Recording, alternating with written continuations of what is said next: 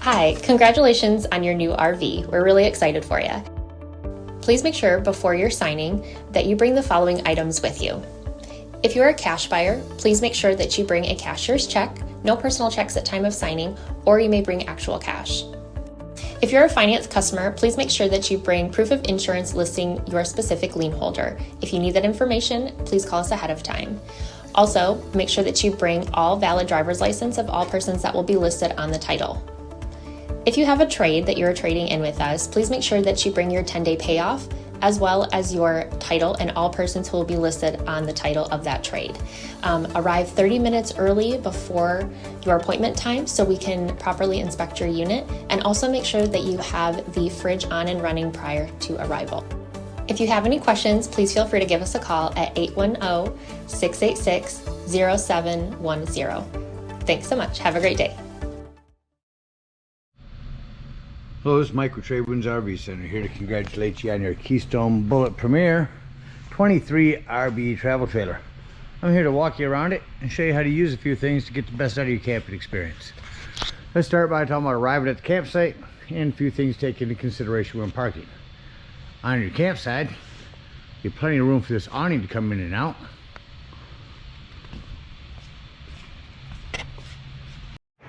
And over here on your off campsite, besides your slide, I also want you to think about where your power water connections are going to be.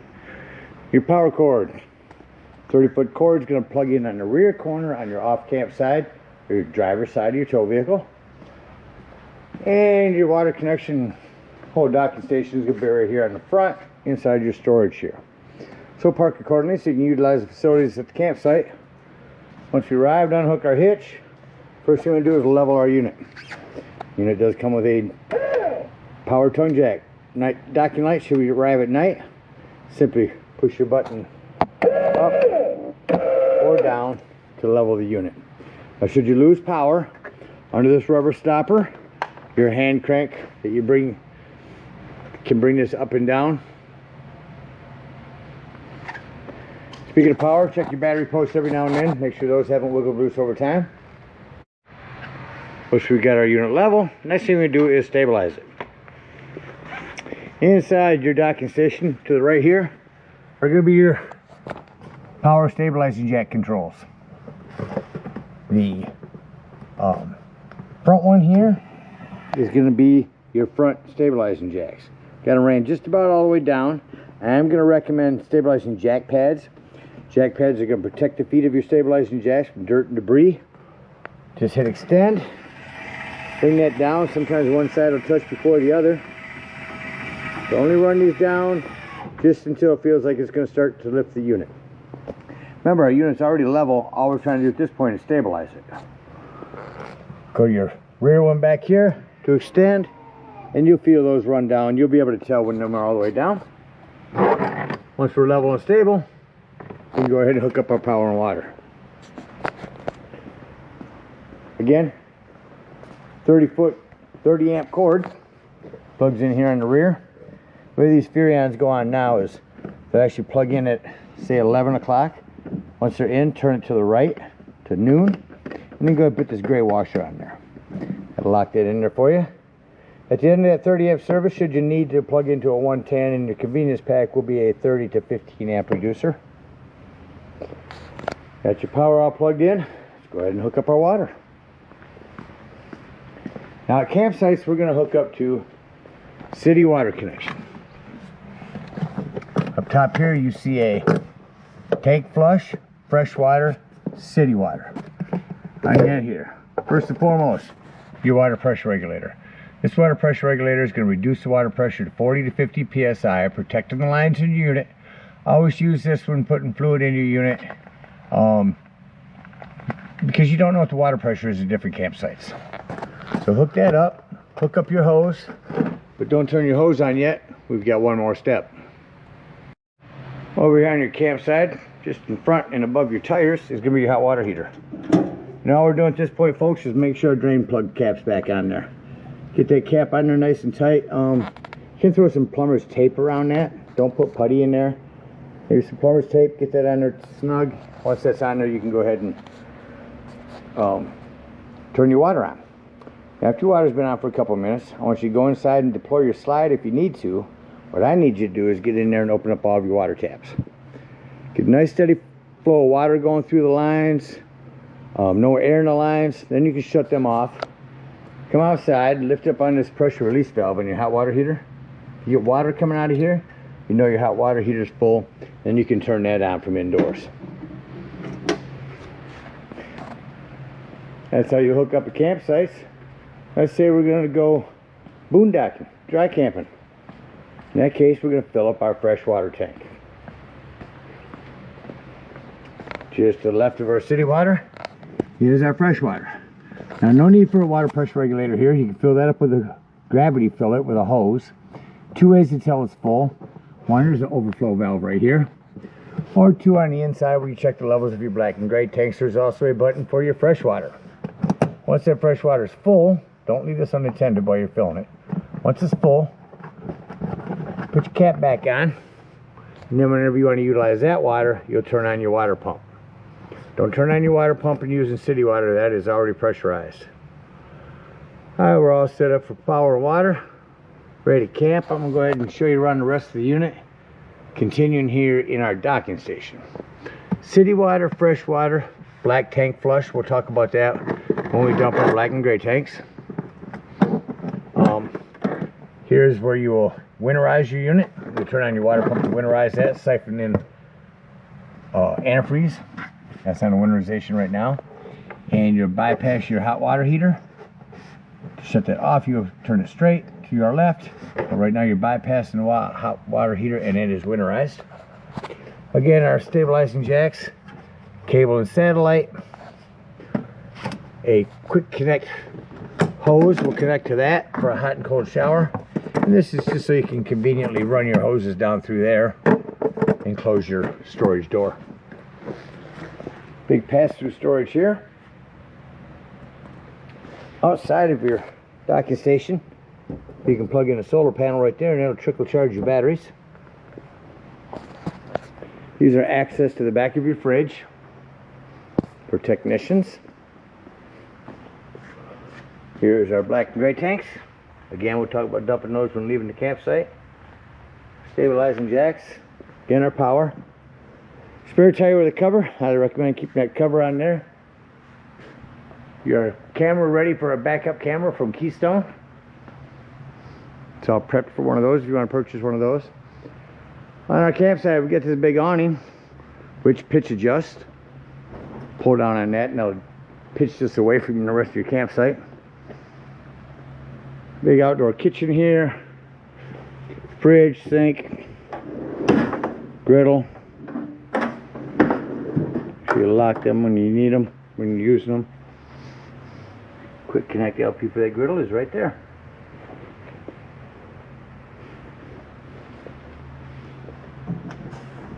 Make sure you keep this locked when traveling. We're on our campsite. We'll talk about our lippert stairs when going inside. Got a couple of 110s out here, as well as a couple outdoor speakers. Again, your hot water heater. This is a flue for your furnace. 2 things on that. 1, make sure it's never blocked, and 2, if you are running your furnace, steer clear of that. It gets hot. The other side of our pass-through storage. This is a front docking light. That one there.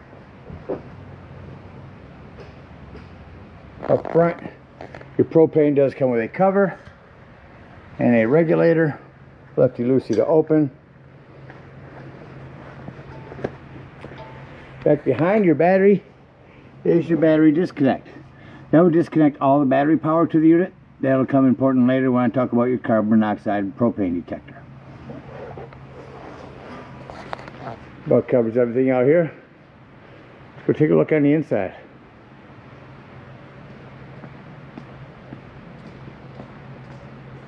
Coming up inside the unit, first thing I always like to point out is the fire extinguisher. Make sure that you and everyone that's camping with you knows the fire extinguisher is located by the entry doorway in case of emergency. To my right as I come in, up top is my control panel. Here's where I can check that brand new battery or plugged in. fresh, black, and gray tanks. Here's where you turn on your water heater if hooked to gas. Your water heater if hooked to electric, it does make a difference. Here's where you turn on your water pump when utilizing that potable water for your fresh water or to winterize the unit. Porch, which is our awning light and ceiling lights.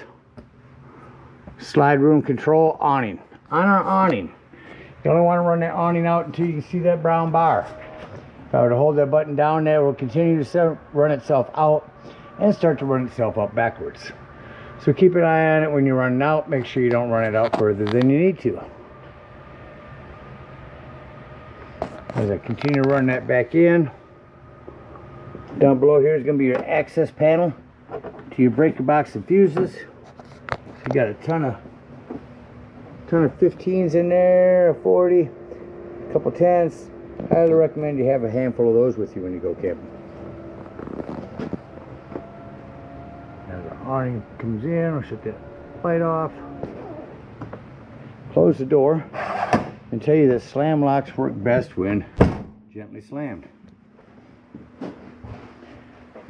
Continuing in the unit, you are prepped for a television here. Just that when you arrive at the campsites, make sure that all your cables connected good so you pick up good channels. Got a Furion radio down here. I don't know if I'll pick up much inside this metal building, but we'll give it a scan. You've got two zones, indoors and outdoors, zones 1 and 2, AM, FM, USB, Bluetooth compatible. Yeah, it's not picking up much in this building other than some static. Okay.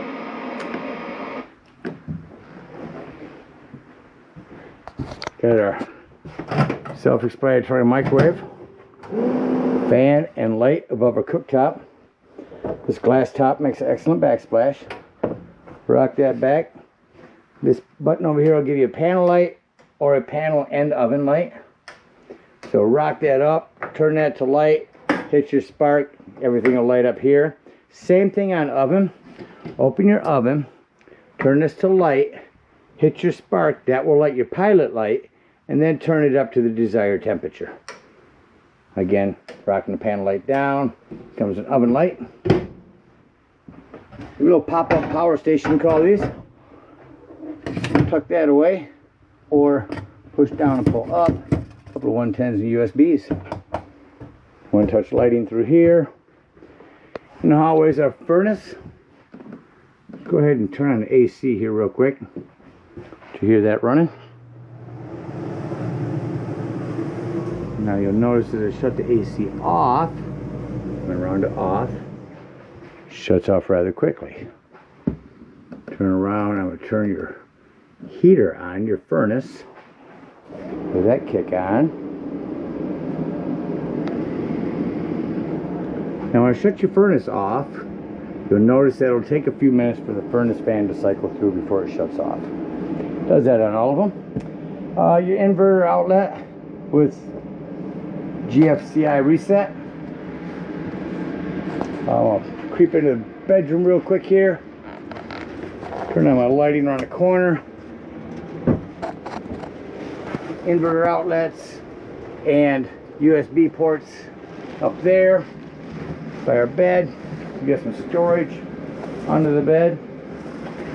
Prep for a TV here. Just make sure you put your backer on the side that says TV mounting bracket. This door, you want to make sure you have snapped open for travel. No snap on the closed side, so make sure it's snapped open.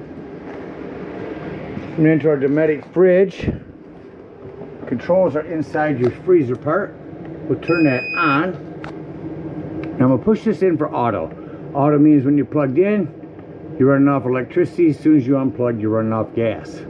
Lift that button up. Now you're running off gas. And if that light lights up, check your gas. You'll be getting low. Parachute pull recliners. Sit down, and off to our right will be what looks like a parachute pull. Lift up on that, and that'll recline. These will push back. Use your legs to put them back. coming into our bathroom real quick. Another door to make sure you have snapped open for travel. Don't need this glass getting busted because it's bouncing around, so snap that open. You have a hand crank power exhaust vent in the bathroom. 110 with GFCI reset. A little plumbing to maintain. It's almost all PEX nowadays. Just keep an eye on it. You are bouncing your house down the road if you travel from park to park. So keep an eye on things. Make sure nothing's wiggled loose over time. Lastly, coming out of the bathroom, down here on the floor is going to be my 12-volt carbon monoxide and propane detector. The reason I mention that's 12-volt, it's always running off your battery. So if you are out dry camping, boondocking somewhere, nothing plugged in charging your battery, and you're going to be gone for the day, use that battery disconnect up there on the tongue. Shut this off, so shut off all the battery power to the unit to keep this running your battery down while you're gone. In our ceiling, we should have a smoke alarm there. And a skylight here. You can open up. It's prepped for a fan, but generally it's just open it up for air. That about covers everything on the inside. It's act like we're leaving the campsite and close the unit up. Just wanted to come into the bedroom real quick. Handle this lighting because it's usually where I start by going through the unit, make sure all the lights are off.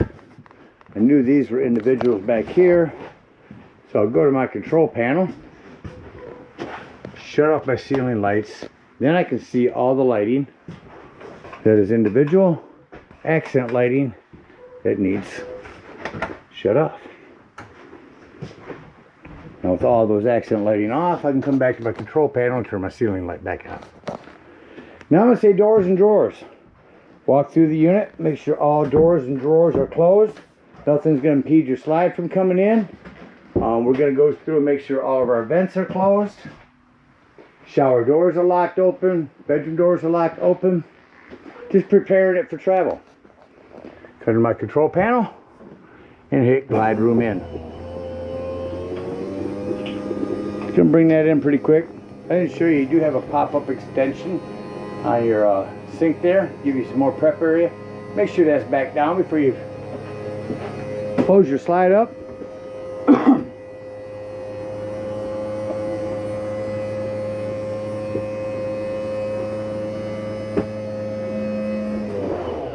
Once that's in, shut off our ceiling lights, confirm all lights are off, and exit the unit.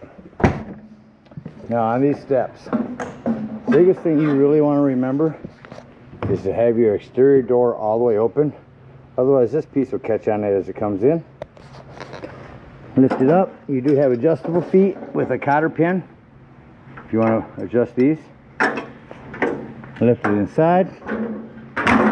Turn this handle right or left, either one will lock that in there. Close your exterior door. Before you leave the dump station, and I say that in case you're going to stay inside and watch your dumps as you're dumping, or watch the levels of your tanks. But before you leave the dump station, lock and deadbolt this door. Lift and turn this handle for travel. That's how we want that for travel. Alright, if we are out boondocking, come over on your off-camp side, just behind your front jacks there, and open up your freshwater drain and drain that out. And bring up your stabilizing jacks by just hitting retract. That'll lift them up for you. Hook up your hitch and head on home. If we're at a campsite, we're going to hook our power, our water, our cable. Bring up our stabilizing jacks. Hook up your hitch and head on up to the dump station. At the dump station, park accordingly. Your main dump to start with is going to be at the back here because we're going to dump our black tank first, but you do have an extra gray tank up toward the front. Starting here in the back, park accordingly. We do have a 10-foot hose, comes with your convenience pack. Hook that up, reach inside there and pull that black handle. That's going to be your sewer. When that's done, go inside, check the level of your black tank. If it shows it's empty, leave that black handle open. Again, leave that black handle open. Come back around to your dump station, your docking station. Grab the hose from the dump station and hook it up to this tank flush. Again, with your black tank handle open, turn that hose on for a good 5 minutes. It's going to wash all the black nastiness out of your black tank. When that's done, after a good 5 minutes, remove that hose. Make sure all the washout water you put in there has drained. Then close your black handle and pull your gray handle. It's going to be cleaner water as your sinks and your showers. While my gray is dumping, I'll just go ahead and dump my low point drains. Come toward the front. Over on the other side, the camping side there, dump them low point drains. The blue and red one over there. When this gray is done, go ahead, close it, remove your hose, and come up to this gray tank.